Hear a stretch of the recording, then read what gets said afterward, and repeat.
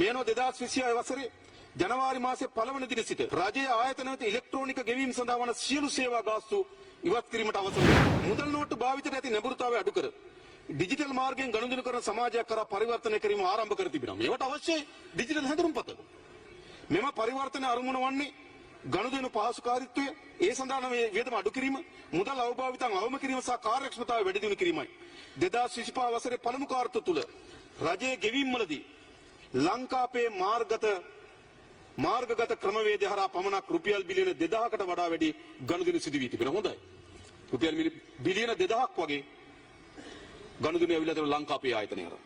මුදල් නෝට්ටු රහිත සමාජයක් ඇති කිරීම ප්‍රවර්ධනය කිරීම සඳහා සියලු රජයේ ගනුදෙනු සඳහා මාර්ගගත ගෙවීම් මාදිලිය හරහා පහසුකම් ලබා දීමට යෝජනා කරනවා. රජයේ සියලු ගෙවීම් ඔන්ලයින් සිස්ටම් එකකට අපි ගෙන්න සැලසුම් කරලා තිබෙනවා. ආරම්භයක් ලෙස මේ සඳහා දිරිගැන්වීමක් ලබා දීමට රාජ්‍ය ආයතන වලට ගෙවීම් කිරීමේදී සේවා ගාස්තු අය නොකිරීමට යෝජනා කරනවා. ඔබ එතෙන්ට ගිහිල්ලා ගනුදෙනු කරන සේවා ගාස්තු කොපිට තිබෙනවා. හැබැයි ඔබ ඩිජිටල් පද්ධතියක් කරා ඔබ ගනුදෙනු කරනවා නම් රාජ්‍ය සේවා ගාස්තු අය කරන්නේ නැහැ.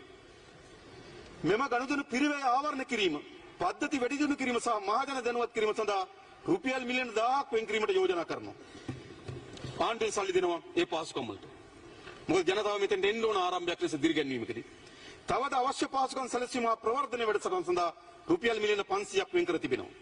මේනෝ 2026 වසරේ ජනවාරි මාසයේ පළවන දින සිට රජයේ ආයතන වෙත ඉලෙක්ට්‍රොනික ගෙවීම් සඳහා වන සියලු සේවා ගාස්තු ඉවත් කිරීමට අවසර දෙනවා.